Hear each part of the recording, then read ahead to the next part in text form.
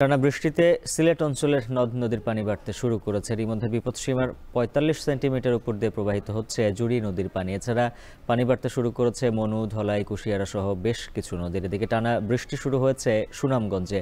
এতে বন্যা আতঙ্ক তৈরি হয়েছে স্থানীয়দের মাঝে। এ নিয়ে বিস্তারিত জানাতে সিলেটের সুরমা নদীর ক্লিন বিচ থেকে যুক্ত আছেন সহকর্মী সন্দীপন শুভ, মৌলভীবাজার থেকে যুক্ত আছেন এম এ হামিদ ও সুনামগঞ্জের সুরমা নদীর পাড় থেকে যুক্ত আছেন লিপসন আহমেদ। শুরুতেই সিলেটের পরিস্থিতি জানবো সহকর্মী সন্দীপন শুভর কাছে। শুভ, জানাবেন এখন পানি কত সেন্টিমিটার উপর দিয়ে বইছে আর পানি উন্নয়ন বোর্ড কি বলছে?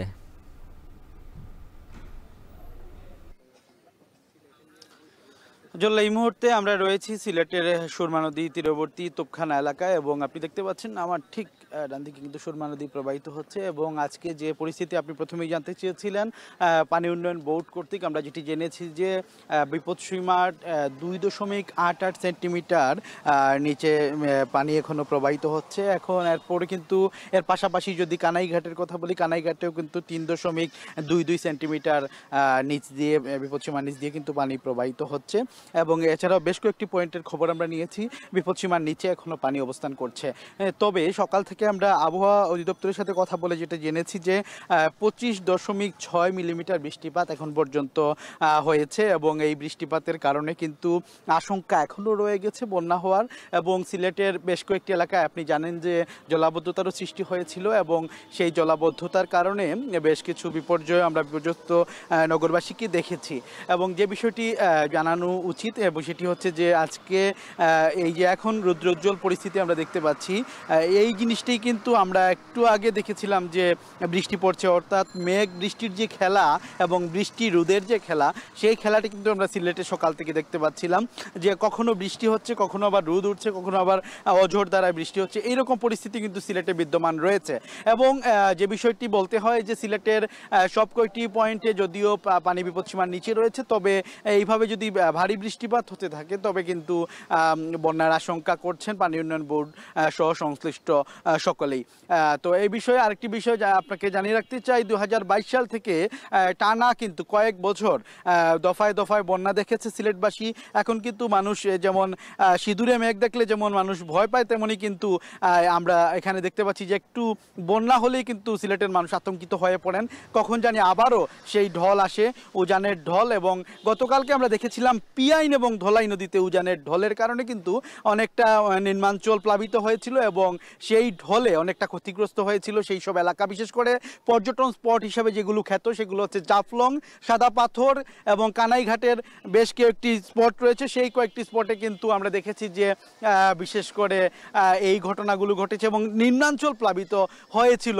এবং আজকের পরিস্থিতি কিছুটা, যেহেতু আবহাওয়া পরিস্থিতি এখনও বোঝা যাচ্ছে না, কখনো বৃষ্টি কখনো রোদ, তবে পরিস্থিতি কিছুটা এখনো ভালো মনে হচ্ছে, তবে বন্যার আশঙ্কা এখনো কমেনি। এই ছিল সিলেটের সর্বশেষ পরিস্থিতি। আমরা এখন চলে যাব মৌলভীবাজারে। মৌলভীবাজারের সর্বশেষ পরিস্থিতি জানাবেন আমাদের সহকর্মী হামিদ।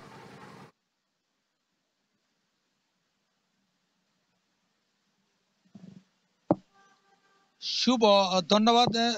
ধন্যবাদ আপনাকে। আসলে মৌলভীবাজারের বন্যা পরিস্থিতির কথা যদি বলি, সেক্ষেত্রে গত কয়েকদিন থেকে কিন্তু টানা বৃষ্টি মৌলভীবাজারে চলছে এবং এই বৃষ্টির কারণে বিভিন্ন নদ নদীর পানি বাড়তে শুরু করেছে। বিশেষ করে উজানে বৃষ্টি হওয়ার কারণে, অর্থাৎ ভারতের সীমান্তে যখন বৃষ্টি হচ্ছে তখন কিন্তু মনু, ধলাই, কুশিয়ারা এবং জুড়ি নদীর পানি বাড়তে শুরু করেছে। বিশেষ করে জুড়ি নদীতে একদম ভারতের কাছাকাছি হওয়ার কারণে সেখানে কিন্তু পানি বেড়ে গিয়ে এই মুহূর্তে জুড়ি নদীর পানি বিপদ সীমার 45 সেন্টিমিটার উপর দিয়ে প্রবাহিত হচ্ছে। অন্যান্য নদীগুলোর পানি বাড়তে শুরু করেছে কিন্তু এখন পর্যন্ত বিপদ সীমার উপরে গিয়ে পৌঁছায়নি।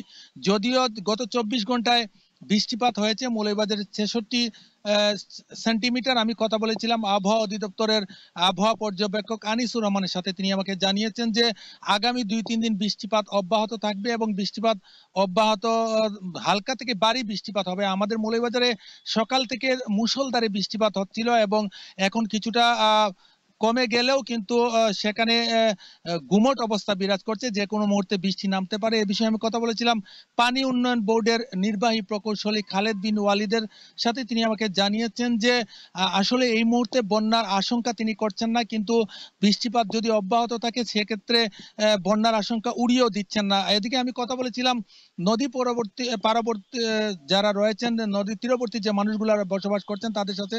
তারা বলছেন যে বিশেষ করে দলাই এবং মনু নদীর বেশ কিছু স্থানে বেড়িবাঁধ ভেঙে গিয়েছিল এবং সেটা এখনো বেড়িবাঁধ নির্মাণ করা সম্ভব হয়নি। বিশেষ করে ইসলামপুরের মকাবিল সীমান্তে যে বেড়িবাঁধটা রয়েছে দলাই নদী, সেখানে বিএসএফ এর বাধায় এখনো বেড়িবাঁধ সম্পূর্ণ করা শেষ হয়নি এবং সেটার কারণে যে কোনো মুহূর্তে পানি বেড়ে গিয়ে কিন্তু মনু নদী সহ দলাই নদীতে বন্যা পরিস্থিতি বাড়তে পারে এবং লোকজন খুবই বিপদের মধ্যে পড়তে পারে। এই ছিল মৌলভীবাজার থেকে আমার কাছে মনু নদী, দলাই নদী এবং অন্যান্য নদী নিয়ে সবশেষ। এই মুহূর্তে যুক্ত হবেন সুনামগঞ্জ থেকে সহকর্মী লিপসন আহমেদ। আমরা চলে যাচ্ছি লিপসনের কাছ থেকে, শুনবো সুনামগঞ্জের পরিস্থিতি। লিপসন।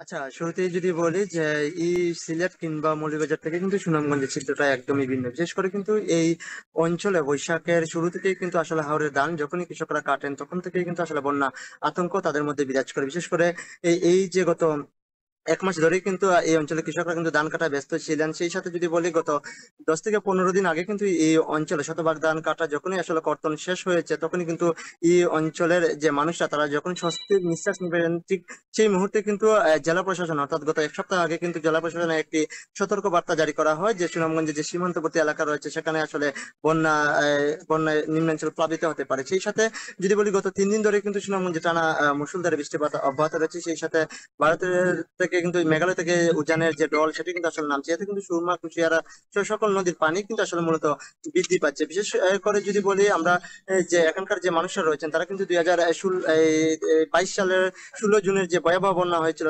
তখন থেকেই কিন্তু আসলে এই অঞ্চলের মানুষরা কিন্তু একটি বন্যার যে এখনই আসলে নাম শুনেন তখন কিন্তু আসলে আতঙ্ক বিরাজ করে তাদের মধ্যে।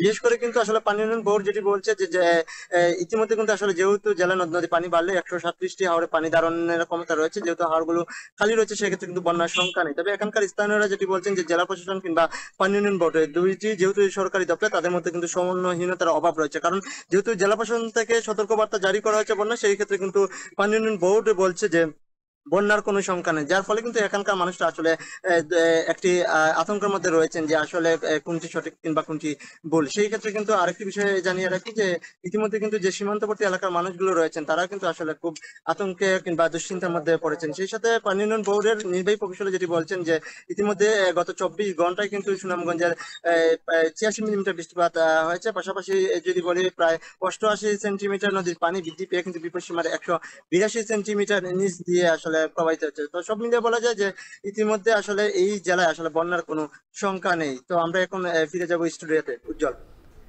টানা বৃষ্টিতে সিলেট অঞ্চলে বাড়ছে নদ নদীর পানি। এ বিষয়ে বিস্তারিত জানাচ্ছিলেন সহকর্মীরা।